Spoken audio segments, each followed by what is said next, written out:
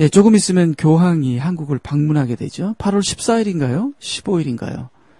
교황이 한국을 방문하게 됩니다. 지금 한국은 난리가 났죠. 많은 사람들이 교황에게 큰 기대를 걸고 있습니다. 이번에 그 세월의 유가족들, 또 여러 가지 억울한 그런 일들을 당한 사람들이 교황이 오게 되면 그 억울한 것을 풀어준다고 많은 기대를 하고 있고요. 또 연예인들도 지금 교황 맞을 준비 여러 가지 행사를 하고 있고, 또 우리 한국 경제계에서는 교황이 오는 것을 그 중심으로 경제가 살아난다. 또 여러 가지 사람들이 또 이동도 하고 교황을 보려고 또 호텔도 잡고 여러 가지로 경제가 살아날 것이라는 여러 가지 기대가 있고요. 또 교황이 옴으로써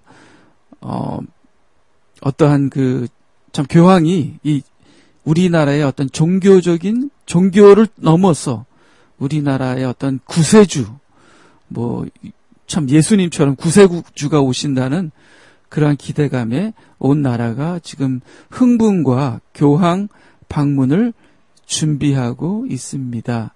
이 교계에서는요, 특별히 WCC나 NCC를 중심으로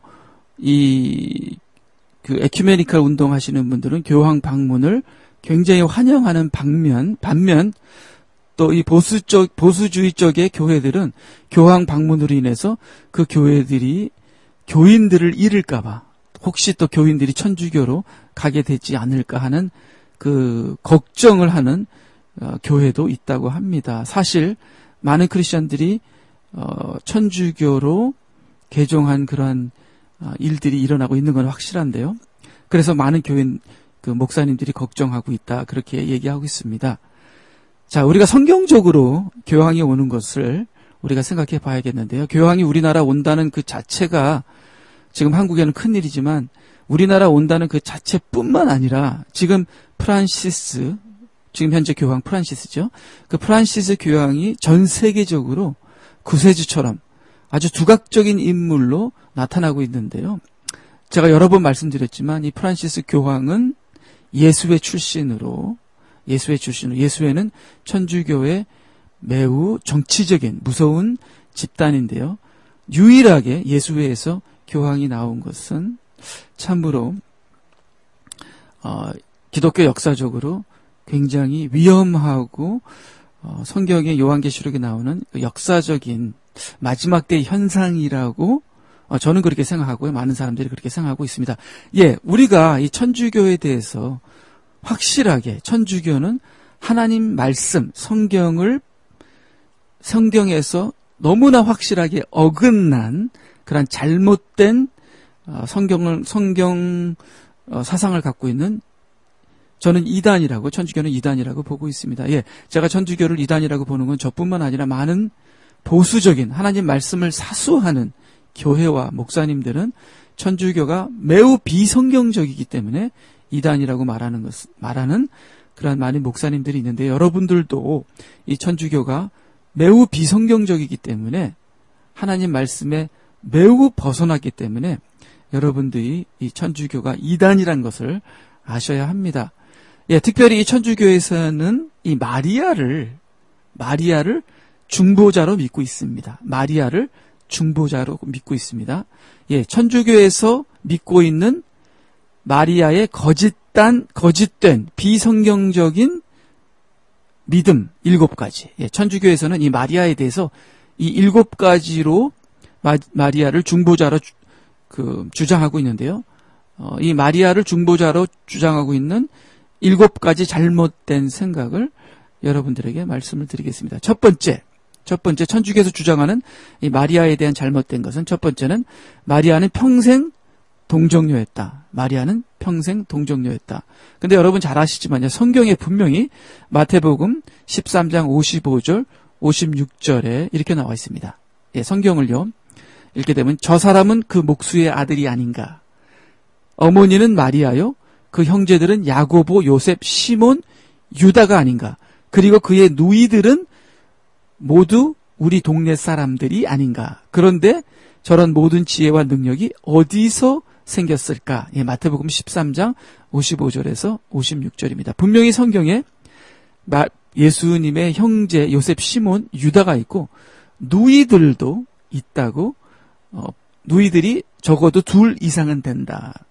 마리아가 평생 동정녀로 있었던 것이 아니라 물론 마리아가 예수님을 잉태했을 때는 동정녀로 잉태했지만 그 후 마리아는 요셉을 통해서 다른 예수님의 형제들, 우리 인간과 똑같이 요셉을 통한 남자와 여자가 합한 그러한 방법으로 형제들, 요셉과 시몬, 유다와 그 다음에 여자 동생들, 누이들을 갖게 됐습니다. 예, 두 번째로 마리아는 원죄가 없다, 그렇게 얘기하고 있습니다.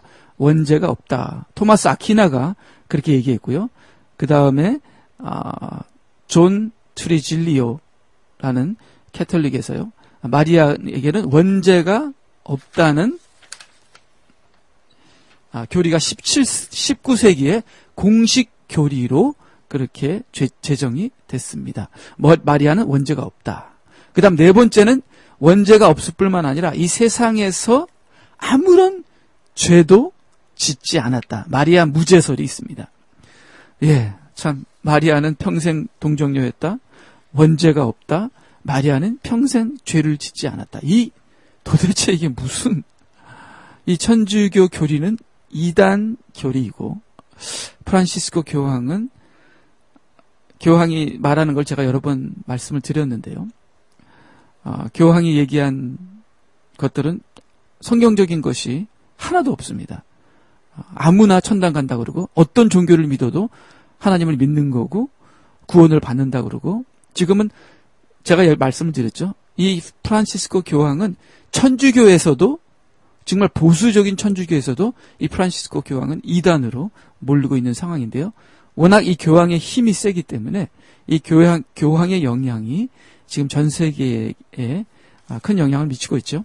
예, 네 번째는 마리아는 예수님과 같이 구원에 협력한 자이다.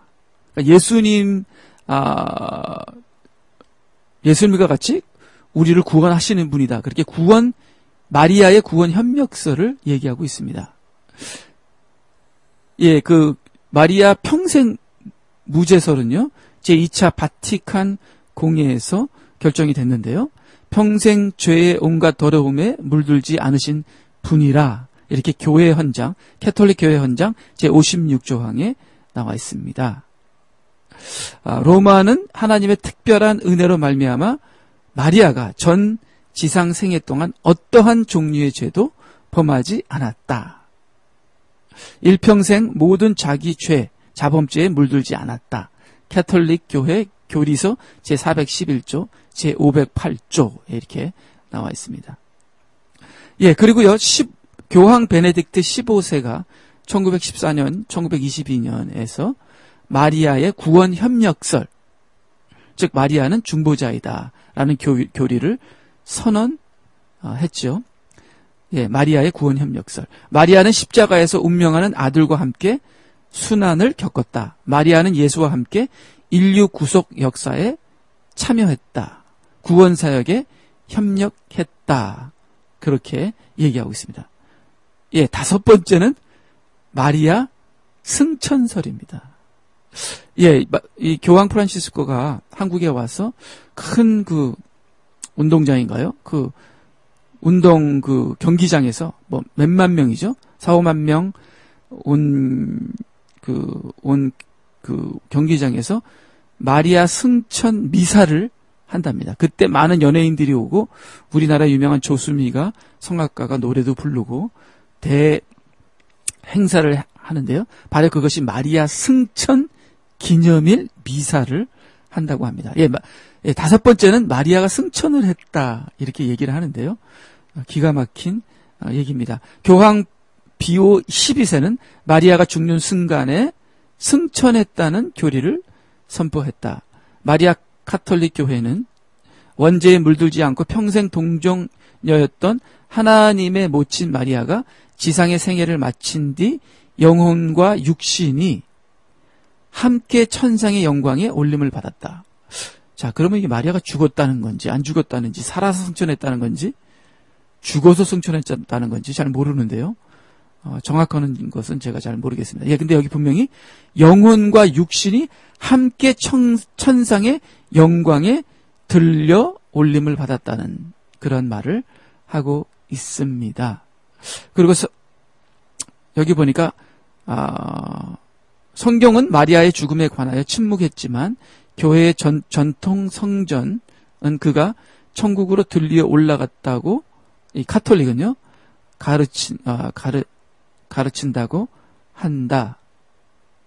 예, 자 6번째는요 그 승천을 한 마리아가 하늘에 올라가서 여왕이 되었다. 여왕이 되었다. Queen of Heaven, 하늘의 여왕이 되었다. 네, 천주교는 우리는 삼위일체를 믿지만 천주교는 삼위일체를 넘어서서 사위일체, 성부, 성자, 성령, 성모, 예, 기가 막힌 우상숭배고요, 이단입니다. 예, 여기 보니까요, 마리아가 지상생애의 여정을 마쳤을 때 몸과 영혼은 하늘 영광으로 올림을 받아 주님에 의하여 만물 위에 여왕으로 존귀하게 되었다. 이게 천주교의 가르침입니다. 마리아가 주님께로부터 만물의 여왕으로 추대받았다. 천주교 교회 헌장 제59항, 카톨릭 교회 교리서 제966조 써 있습니다. 예, 성경 어디에도 마리아가 지상생애를 마치고 영혼과 육신이 함께 승천했다고 하지 않는다. 만물 위에 여왕으로 등극했다고 말하지 않는다. 그러한 가능성을 떠올리는 힌트조차 주지 않는다. 그러나 로마 카톨릭 교회가 마리아에게 부여한 하늘의 여왕이라는 칭호는 원래 바벨론 신전의 여신을 가르치는 이름이다. 로마 카톨릭 교회는 이교 명칭을 마리아에게 부여하여 만왕의 왕, 만유의 주이신 그리스의 왕권을 찬탈하는 불경죄를 범하는 격이 되게 했다. 논리적으로 따지자면 하늘의 여왕 마리아는 그리스도의 왕권 일부를 찬탈한 범죄자이다. 대역죄인이다. 예, 이렇게 마리아가 하늘의 여왕이 됐다. 이 하늘의 여왕이라는 단어는 예레미야서에서도 나온다고 제가 말씀드렸죠. 예레미야서에 이스라엘 백성이 이방신을 섬기는데 그 이방신을 섬기는 것 중에 하나가 하늘의 여왕인데 그 이방신의 하늘의 여왕, 즉 바벨론에서 온 이 이교도 우상의 이름 하늘의 여왕을 마리아에게 칭해서 캐톨릭이 성부, 성자, 성령, 그다음에 성모 하늘의 여왕을 섬기는 그러한 이단적인 그러한 죄악을 범하고 있습니다. 예, 7번째로요, 마지막이죠. 7번째로 예, 하나 더 있네요. 8개가 있네요. 예, 7번째로 이 마리아는 기도를 받으시는 분이고 우리를 위해서 기도해 주시는 분이기 때문에 마리아에게 기도하라, 그렇게 가르침입니다. 예, 우리는 하나님께 기도하고 성령님께 기도하고 예수님께 기도하잖아요. 성부, 성자, 성령은 하나님이시기 때문에 우리가 성부, 성자, 성령에게 기도해도 됩니다. 물론 우리의 기도의 대상은 성부 하나님이고요. 기도는 예수 그리스도의 이름으로 기도합니다. 그러나 예수님도 하나님이시기 때문에 성경에 많은 사람들이 예수님께 기도를 했고 기도 요청을 했고 예수님께서는 그 요청을 들어주셨습니다. 그리고 우리를 위해서 기도하시는 분은 성령님이시고요. 예수님이십니다. 근데 마리아가 우리를 위해서 기도한다. 또 마리아는 우리의 기도를 받는다. 또 마리아는 대신 하나님, 예수님께 우리의 기도를 전달해 주신다 하는 말도 안 되는 거짓 사상을 천주교에서 가르치고 있습니다. 예, 그리고요, 8번째, 마지막. 7가지가 아니라 8가지네요. 세어보니까. 8번째, 마지막. 캐톨릭에서는 마리아 형상을 만들어 마리아에게 우상 숭배하고 그 형상에게 절도 하고 기도도 하고, 예, 우상 숭배를 한다. 예, 그것은 10계명, 1, 2계명을 완전히 어기는 그러한 행위죠. 예, 이렇게 완전히 이단적인 그러한 이 천주교, 그리고 그 이단 중에서도 더 이단인 이 보수적인 천주교에서도 이단이라고 하는 보수적인 천주교에서는 이 천주교 교회를 통하지 않고는 구원이 없다고 그들은 얘기를 하는데요. 그것도 말도 안 되는 이단이죠. 천주교에서는 성경이 가장 권위가 아니라 천주교에서는 교회 교회 전통이 권위지요. 교회 전통이나 교회 교리가 천주교 교회 교리가 성경 위에 있습니다. 자, 그러한 참으로 안타까운 이러한 그 천주교의 이단적인 이 사상이 지금 한국 교회에서도 그 천주교를 따라하는 그러한 현상이 일어나고 있죠.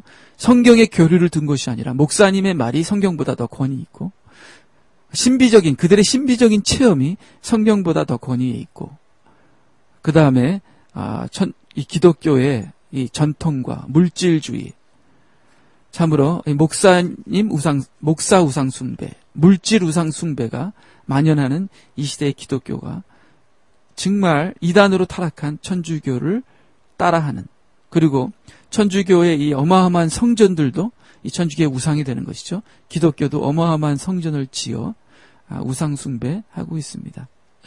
예, 지금 브라질에서는 제가 말씀드렸죠. 브라질에서는 지금 3천억을 들여서 그 솔로몬 성전을 짓고 있다고 합니다. 이 목사가 짓는 건데요. 이렇게 어떤 한 부자 목사가 3천억을 들여서 솔로몬 성전을 그대로 본따서 짓고 있다고 합니다. 참 우리나라에서도 얼마 전에 2,500억 넘는 거의 3천억 가까운 성전을 누가 지었는데요. 저는 이렇게 어마어마한 돈을 들여서 교회를 짓는 것은 매우 잘못됐다고 합니다. 잘못됐다고 생각합니다. 여기 한 기사가 있는데요. 제가 너무나 재미있는 기사라서 기사를 읽어드리겠습니다. 여기 그 기사가 어떤 기사냐면요. 그 기사를 그냥 읽는 게 나을 것 같습니다. 그래서 이 기사는 길기 때문에 다 읽지는 못하고요. 여기에 이 기사의 내용은 뭐냐면은 부자 목사는 모순이다. 부자와 목사는 모순이다. 부자 목사라는 것은 있을 수 없다. 목사는 부자가 될 수 없는데 부자 목사라는 것은 있을 수 없는 거죠. 목사는 겸손하고 가난하고 영적으로도 가난해야 되지만 물질적으로도 목사는 가난할 수밖에 없는 게 자기의 모든 것을 나누기 때문에 그러죠. 당연히 우리 모든 크리스찬들은 부자이어도 가난해야 하죠. 영적으로 물질적으로. 그러니까 목사는 그 어느 누구보다도 더 가난해야 합니다. 그렇기 때문에 부자 목사라는 건 있을 수 없는데요. 이 시대에 부자 목사가 있고 부자 교회가 있다는 것. 어마어마한 돈으로 3천억을 들여서 솔로몬 성전과 똑같은 성전을 지어서 뭘 하겠다는 건지. 솔로몬 성전이 우상이기 때문에 하나님께서 그 성전을 통해서 전통화되고 교리화되고 우상화된 그 바리새인들이 예수님을 십자가에 못 박혀 죽었기 때문에 성전에서 나온 이 제사장들 리더들의 사람들이 총과 칼을 가지고 예수님을 십자가에 못 박은 이 성전이 하나님의 진노의 대상이 돼 하나님께서 성전을 2번이나 성전을 무너뜨렸다고 제가 말씀을 드렸잖아요. 근데 그 성전을 3천억을 들여서 성전을 짓는다는 건 무슨 말인지. 이 건물이 우상화가 되는.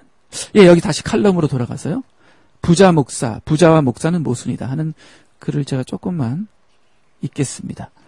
부자 목사, 퀘스천 마크.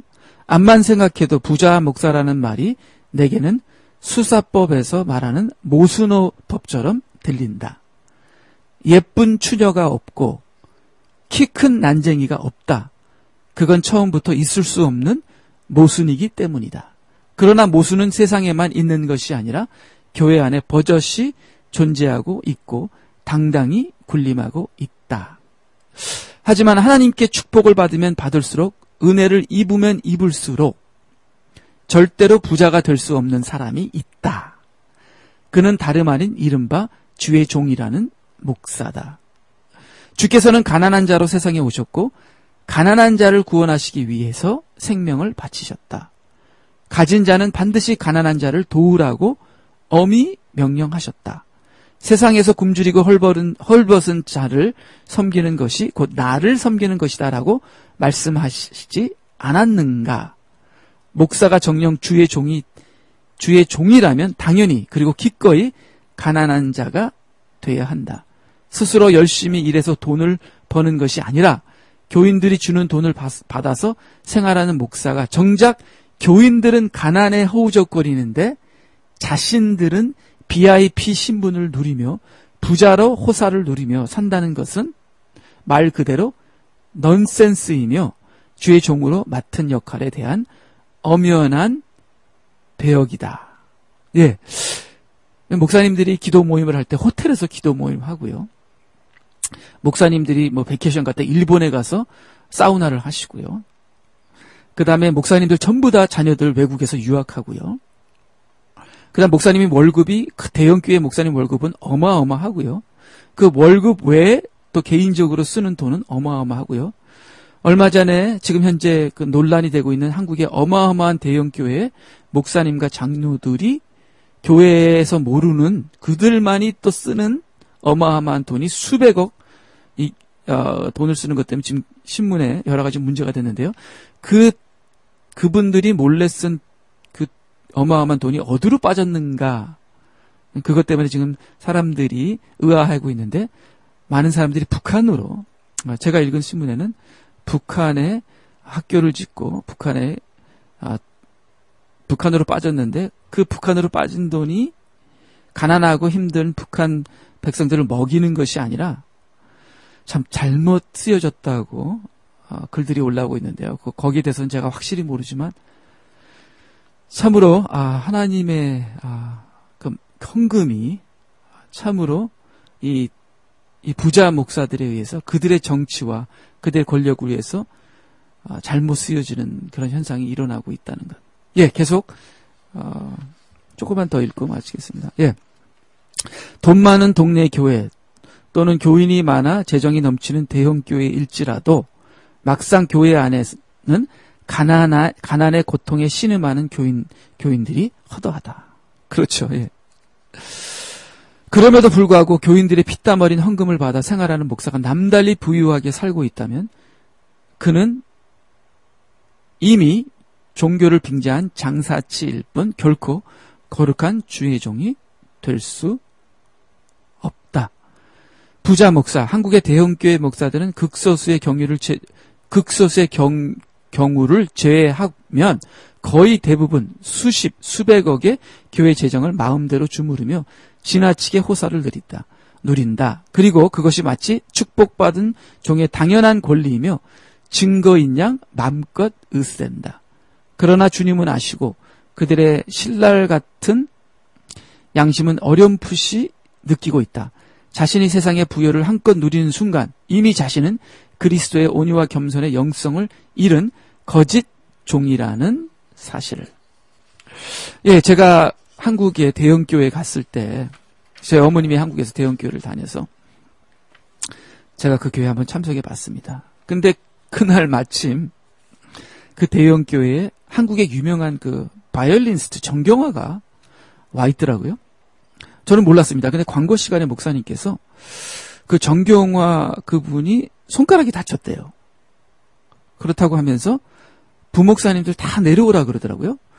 그래서 부목사님들이 모두 다 그냥 그 정경화가 그분이 그 바이올린 하는 유명한 한국의 바이올리니스트잖아요. 그 정경화가 앞에 앉아 있더라고요. 그 목사님들이 다 모두 내려가서 그 담임 목사님이 정경화를 위해서 통성 기도를 안수 기도를 하라 그러더라고요. 그래서 부목사들이 다 가서 그 한 분 손가락 다친 거를 위해서 안수 기도를 하더라고요. 그 교회 대예배 광고 시간에요. 그래서 제가 그때 예배를 보려고 참석했는데요. 저는 굉장히 마음이 아팠습니다. 왜냐하면요. 여기 방금 제가 읽은 그 기사에도 얘기하는 것처럼 그 대형 교회를 할지라도 그 교회 안에 가난하고 아픈 사람들이 굉장히 많거든요. 그래서 제가 어머님한테 나중에 제가 물어봤습니다. 혹시 이 교회에서 그 암 걸린 사람, 아픈 사람, 참으로 힘든 사람, 교회 앞에 광고 시간 때 놓고 부목사님 내려와서 기도한 적이 있냐? 그러니까 저희 어머님이 그 교회 17년을 다녔는데요. 십몇 년을 다니셨는데 그런 적 한 번도 없다고 그러시더라고요. 물론 새벽 기도 때 광고를 한답니다. 누구는 암이 걸리셔서 아프신데 기도해 주십시오. 그런 광고를 하는데 대예배 때 그분들이 교회 앞에 나와서 기도한 적이 부목사님들이 내려와서 안수 기도한 적이 없다고 합니다. 근데 갑자기 예배 시간에 부목사님 다 내려오고 담임 목사님도 정교가 손가락 다친 것 때문에 안수 기도를 하는 상황을 봤을 때 제가 가슴이 아프고 화가 나더라고요. 정말 제가 성격이 조금 더 나빴으면 그 자리에 일어나서 당신들 무슨 짓 하냐고 제가 소리를 질렀을지도 모르는데 제가 겁이 많아서 그렇게 못했는데요. 참 이 교회에 얼마나 아픈 사람이 많을 텐데 유명하다고 연예인이라고 손가락 다친 거 때문에 그 사람이 얼마나 신앙이 좋은지 모르지만 그 사람 손가락 다치면 바이올린 못하니까 연예인 생활 못하니까 안수기도 한다는 것이 저한테는 너무나 이것이 제가 그냥 잠깐 가서 하루 참석하는 그 하루 순간에도 참으로 뭐 그 외에 여러 가지 다른 것도 많이 제가 느끼고 체험했지만 참으로 기가 막힌 이 시대의 물질적인 대형화된 연예인들이 추앙받는 세상에서 잘 나가고 세상에서 돈 많고 세상에서 유명한 사람들이 교회 안에서도 하나님의 축복받은 자라고 추앙받는 이 시대의 타락한 교회의 현상을 피부로 체험하고 온 기억이 납니다. 예, 여기 기사를 제가 마지막으로 끝내게 되면요. 요컨대 목사는 부자가 돼서는 안 된다. 요컨대 목사는 부자가 돼서는 안 된다. 왜냐하면 목사는 본디 나눠주는 자가 돼야 하기 때문이다. 주께서 말씀하셨듯이 주의 종은 처음부터 돈주머니를 차지 말아야 한다. 아니 목사가 진정 주의 종이라면 돈주머니를 차지 말아야 하는 것이 아니라 찰래야 찰 틈이 없어야 한다. 주변을 잠깐만 둘러보면 가난한 형제들이 곳곳에서 고통으로 신음하고 있다. 상황이 이럴진데 돈을 사랑하는 바리새인처럼 자신의 안락을 위해서 과부의 가난을 주저없이 빼앗는 부자 목사는 주를 섬기는 종이 아니라 주를 축제의 수단으로 이용하는 악덕 장사치에 지나지 않는다. 자신이 주의 계명을 지키지 않으면서 어떻게 교인들에게 계명을 따라서 가난한 자를 도우라고 말할 수 있는가? 그런 자가 어떻게 강단에서 주의 복음을 떳떳이 전할 수 있단 말인가? 나로서는 도저히 이해 불능이다. 아니 나만이 아니라 주께서도 분명히 그들에게 일갈하신다. 화 있을진저 너희 외식하는 자들이요. 예, 기사가 끝났습니다. 제가 이 목사님이 쓰신 기사인데요. 어떤 목사님이 그 기사 중에 몇 부분만 간단하게 얘기했습니다. 예수님께서 성전에 들어가서 물건 파는 자, 돈 환산하는 자를 다 뒤집어 엎으시고요. 화가 나서 너희들이 하나님의 성전을 도둑의 소굴로 만들었도다. 하나님의 성전은 기도하는 곳이다. 했는데 참으로 피부로 느낍니다. 예, 제 자신도 당연히 마찬가지고요. 회개해야 되고요. 예, 제가 목회를 하면서 느낀 것이 목회하면서 더 제가 타락이 되는 거예요. 저는 목회하면서 정말 하나님의 뜻대로 나야말로 그 어느 목사보다도 하나님의 뜻대로 할 수 있다고 은근하게 교만과 자부심을 갖고 있었는데요. 나는 정말 성경대로 양심적으로 영적으로 하겠다 하는 어떤 자부심이 있긴 있었습니다. 근데 목회를 하면 할수록 성도들의 비율을 맞춰야 되잖아요. 비유 안 맞추면 성도들이 나가잖아요. 그러니까 성도들의 비율을 맞추다 보니까 제 영이 타락하면서 제가 망가지는 겁니다. 그러면서 도대체 이 목회란 게 뭐냐? 하나님을 위한 목회인가? 사람을 위한 목회인가? 내가 사람을 위해서 복 빌어주는 정말 어떠한 이 하나님을 위한 제사장이 아니라 사람을 복 빌어주고 사람에게 돈 받고 사람의 복을 빌어주기 위해서 돈 받고 일하는 정말 구약시대 그런 제사장이 있었잖아요. 사람이 자기를 복 빌어주기 위해서 제사장을 삼는 그러한 참으로 비참한 제 모습을 보면서 회개밖에 할 수 없는 것이 이 시대에 참으로 목회자가 아닌가 그렇게 생각합니다. 예, 여기 홍정길 목사님이에요. 여러분 홍정길 목사님 아시죠?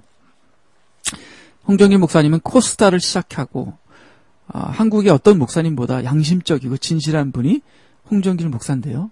그런데 저는 홍정길 목사님에게 참으로 실망한 것이 한두 가지가 아닙니다. 그럼에도 불구하고 홍정윤 목사님은, 왜냐하면 제가 홍정윤 목사님한테 실망한 이유는 참으로 이 대형교회의 이 물질적인 거대한 성전을 만드는 목사님들과 그들을 계속 지원하고 그들이 틀렸단 말을 안 하시기 때문에 저는 여러 가지로 참 섭섭도 하고 실망도 하고 그랬는데요.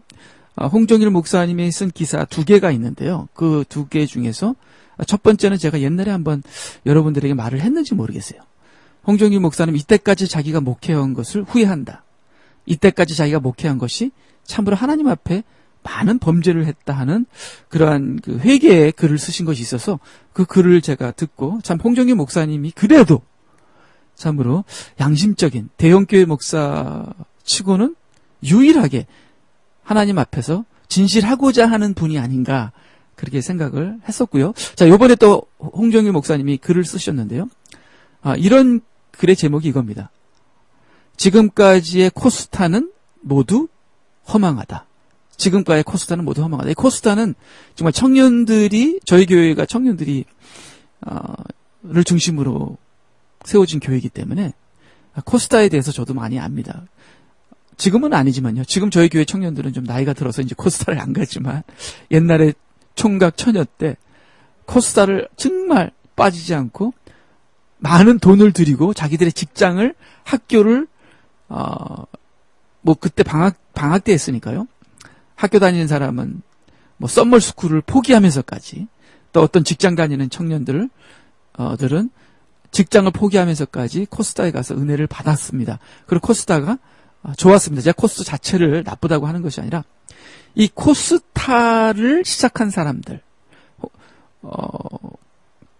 홍정길 목사나 이동훈 목사님이 코스타를 시작한 분들이라 그러더라고요. 그리고 오정현 목사, 뭐 전병훈 목사, 또 뭐 여러 사람들이 코스타에 지금 현재도 이사장, 뭐 아주 정말 운영위원회 뭐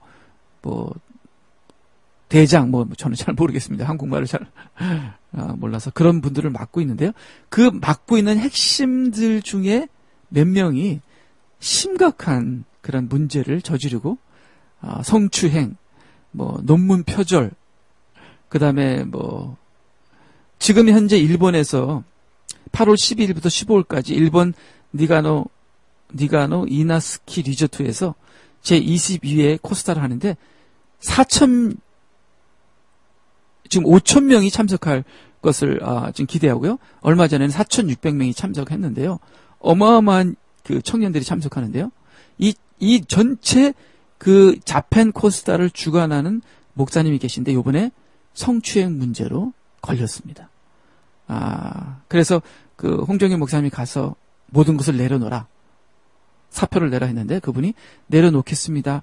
사표를 쓰겠습니다. 목사님한테 그렇게 했는데 신문지상에는 절대로 자기가 잘못한 걸 인정을 안 하고, 그러니까 이 코스타를 움직이는 핵심 멤버들 중에서 사회적으로, 교계적으로 심각한 문제를 일으켰는데도 한마디의 잘못도 안 하고 계속 그들이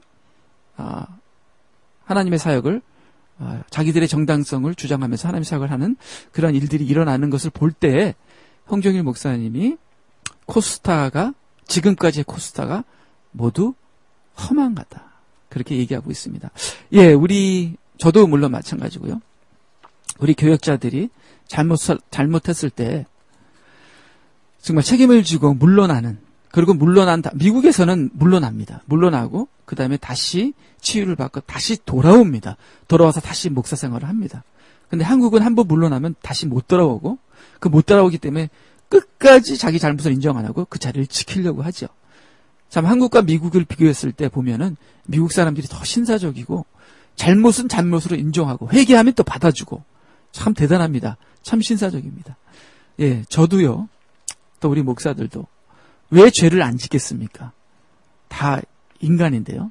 죄를 졌을 때는 책임을 지고, 물러날 때 물러나고, 또 다시 돌아와서, 다시 또 선교를 간다든가, 가난한 자들을 돕는다든가, 또 교회에서 받아주면 다시 또 돌아올 수 있는 이러한 정말 성숙된 교인, 성숙된 목사, 자기 잘못을 끝까지 우기고 이렇게 하는 이 한국의 이 참 추한 모습이 참 없었으면 합니다.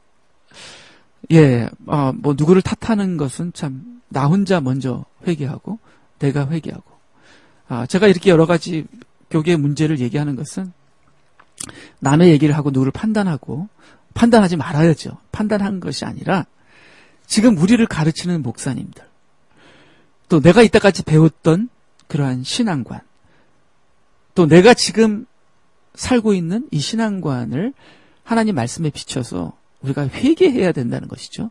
왜냐하면 주님이 오실 때가 가깝고 우리가 주님 앞에서 정말 흠도 없고 점도 없는 깨끗한 신부로 서야 되는데 우리가 이중인격으로 산다는 거죠. 지금 목사님들을 제가 많이 깠는데요.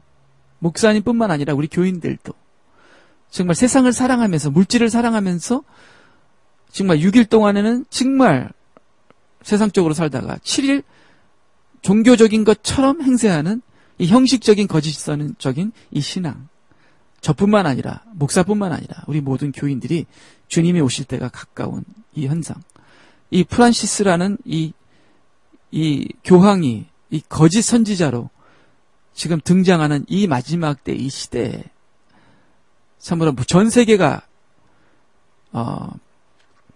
제가 지금 아까 말씀드린 마리아의 마리아 숭배 8가지 잘못된 천주교 교리를 인터넷 떠올린 글이거든요.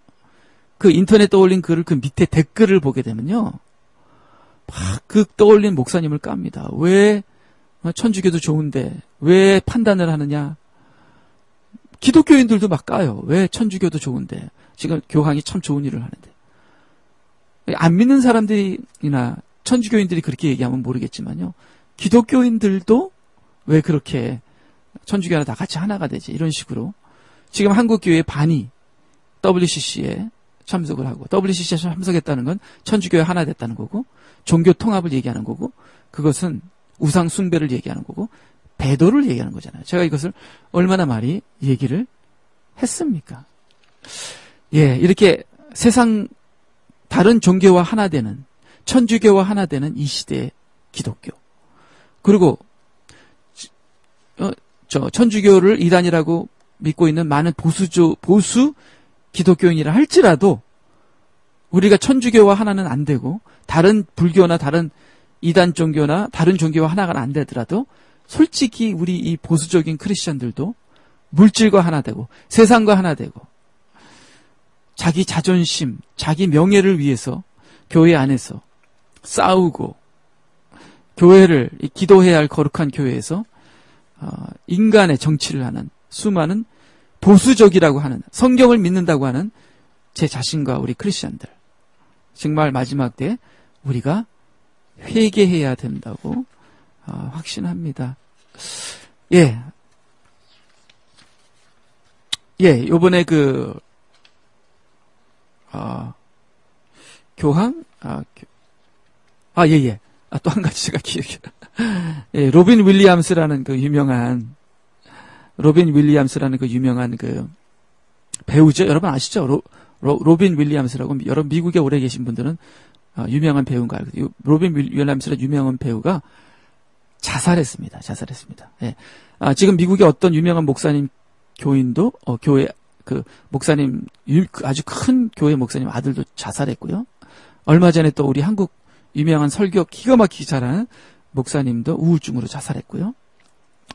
예, 지금 로빈 윌리엄스도 우울증으로 자살했죠. 63세인가 자살했습니다. 이 자살한 로빈 윌리엄스에 대해서 오바마는 이렇게 얘기합니다. 로빈 윌리엄스는 외계인인데 지구에 와서 참으로 많은 좋은 영향을 준 이 로빈 윌리엄스이 죽은 거에 대해서 애도를 표한다고 참 이상한 말을 했어요. 아마 상징적으로 농담으로 얘기한 건지 지구에 온 훌륭한 외계인, 우리 지구를 위해서 일했던 외계인이 죽은 거에 대해서 애도를 표시한다. 예, 오바마도 정말 제정신이 아니고 정신 나간 사람입니다. 예, 이 오바마가 미국을 경찰 국가로 만들고 있는 거에 대해서 제가 여러 번 얘기를 했는데요. 여러분 경찰을 만나면 조심하세요. 가만히 계세요. 만약에 여러분 티켓으로 잡혔다 그러면 차 안에서 가만히 계시면 됩니다. 옛날같이 나와서, 저는 옛날에 딱 나와서 경찰한테 막 싸우고 그랬거든요. 옛날엔 그랬습니다. 제가 알고 있는 그 친구는 경찰을 때리기도 했대요. 그때는 70년도 80년대는 그래도 아무 문제가 없습니다. 예, 근데 지금은요, 조금만 잘못하면 총 맞아 죽습니다. 이 경찰의 힘이 어마어마하게 커졌고요. 지금 여러분 NDAA 법과 오바마의 행정명령의 법에 대해서 제가 여러 번 얘기를 했기 때문에 또 얘기는 하지 않지만요. 예, 또 오바마가 미국을 경찰 국가로 만들고 있다는 것에 대해서 제가 또 여러 번 얘기를 했기 때문에 여러분 잘 아실 줄 믿습니다. 예, 제가 갖고 있는 이 기사에 의하면요. 8살 소녀가 경찰에 쏜 테이저건을 맞아서 쓰러졌다. 예, 이 테이저 이 총에는요. 이 전기총이죠.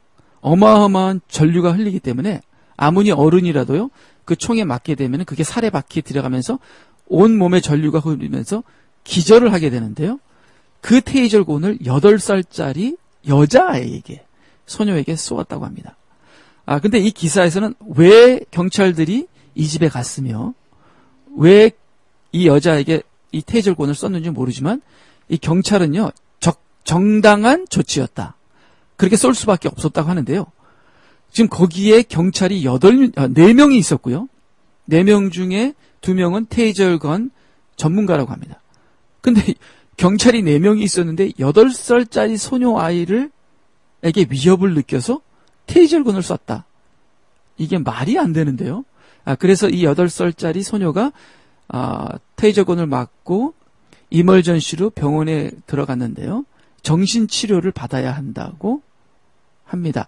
이 부모는 경찰을 상대로 지금 소송을 건 상태라고 하는데요. 제가 신문을 더 봐야겠습니다. 이게 제가 읽은 신문에는 자세하게 어떻게 해서 이 8살짜리 소녀가 위협이 됐는지는 얘기하고 있지 않다고 합니다. 예, 얼마 전에 8월 10일쯤에 일어난 사건, 흑인 소년, 18살 소녀가 경찰한테 여러 방에 총을 맞았는데요.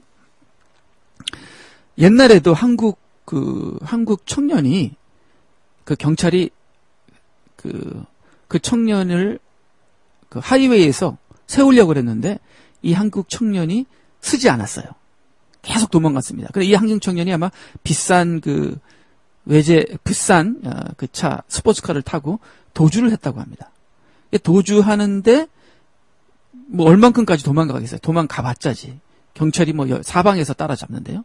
그래서 코너에 몰려서 그 청년이 나오는 순간에 수십 방을 맞았어요.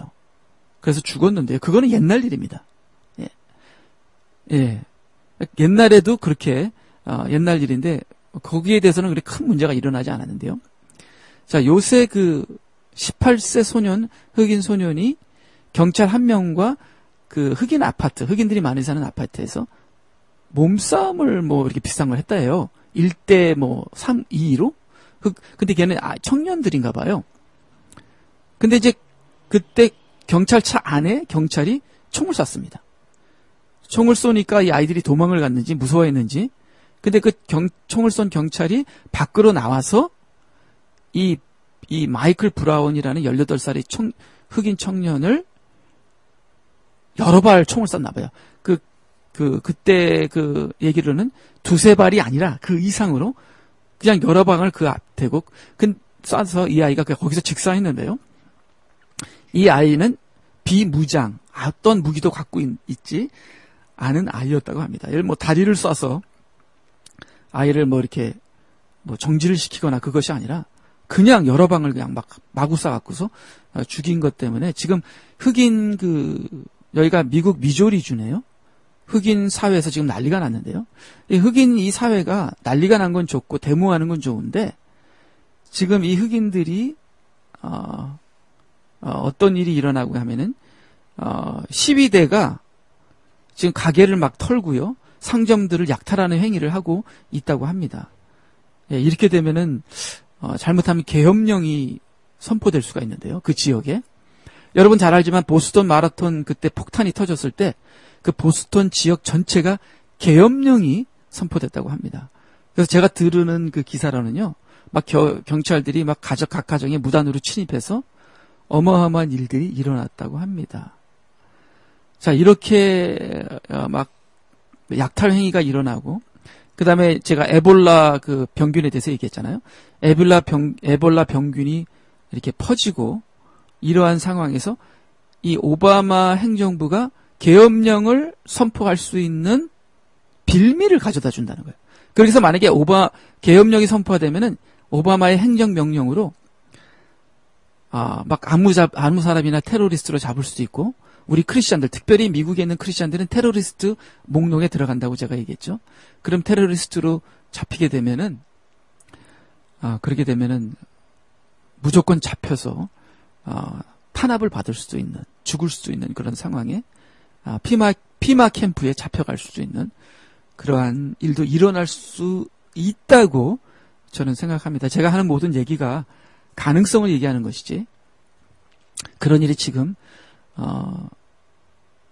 일어날 가능성이 저는 충분하게 있다고 여러 가지 일어나는 정황으로 볼 때 그렇게 생각하고 있습니다. 예, 제가 이런 얘기를 얘기하는 것은요, 주님의 때가 가까워오는 상황이 아닌가, 그런 가능성을 얘기해 봅니다. 주님의 때가 가까워오면은요, 마지막 때는 적그리스도가 전 세계를 장악하고 모든 종교가 통합되며 카톨릭이 전 세계 종교가 되고요. 물론 그 카톨릭이 나중에 적그리스도에게 또 처벌을 당합니다. 요한계시록에 나와 있죠. 하지만 카톨릭이 전 세계를 장악하는 때가 오고요.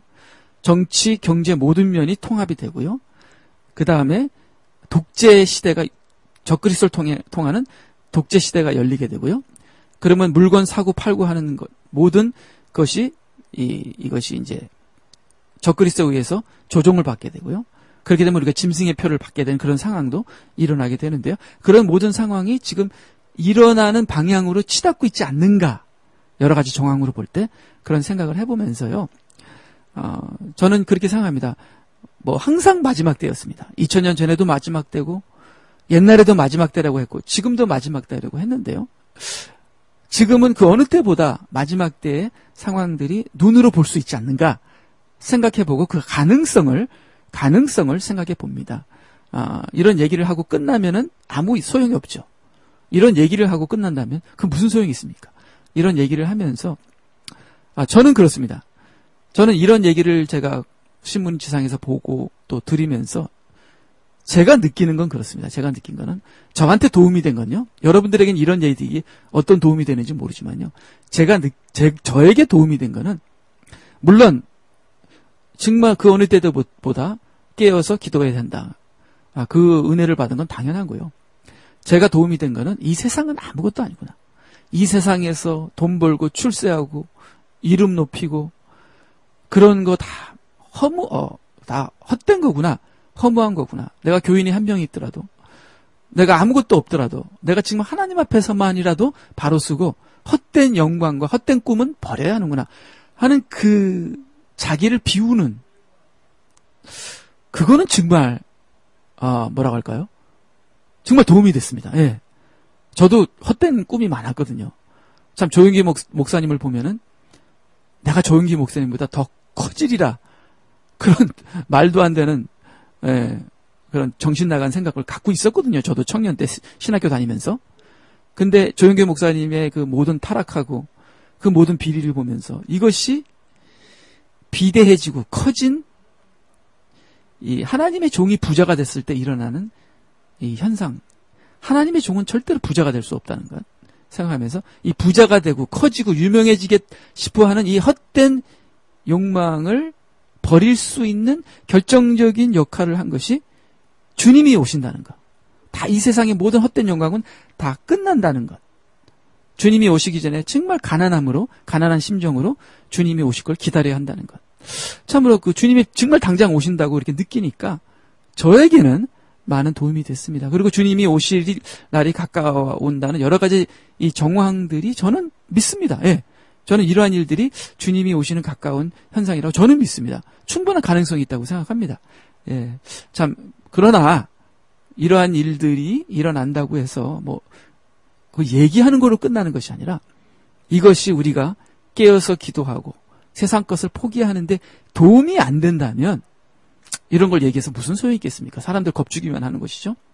그러나 이 모든 것을 통해서 우리가 정말 세상 것을 버리고 주님을 기다리면서 깨어서 기도하고 정말 영적으로 가난한 사람이 되는, 물질적으로도 아무리 우리가 돈이 많아도 나는 가난한 사람, 내가 남에게는 부유하지만 나에게는 가난한 사람, 아무리 돈이 많아도 나는 일용할 양식만 챙기는 자기에게 가난한 부자. 참 너무나 멋있는 것 같아요. 부자라도 나에게는 가난하다. 바로 이것이 크리스찬 부자가 아닐까 생각합니다. 내가 돈이 많아도 나는 가난하게 살지만 그 나에게 있는 물질을 나누는 그런 크리스찬 부자. 참으로 그러한, 결국은 우리 크리스찬들은 나를 위해서는 부자가 될 수 없다는 것. 부자 목사란 있을 수 없다는 것. 부자 크리스찬이란 있을 수 없다는 것. 바로 그것이 크리스찬의 본질이라는 것. 저는 그렇게 생각하면서 생각해 봅니다. 예, 우리 다음 화요일 날, 오늘은 좀 늦었는데요. 방송국이 잠깐 전기가 꺼지는 바람에 일어났던 방송이 잠깐 꺼진 거에 대해서 대단히 죄송스럽게 생각합니다. 예, 다음 주 화요일 날 또 뵙겠습니다. 안녕히 계십시오.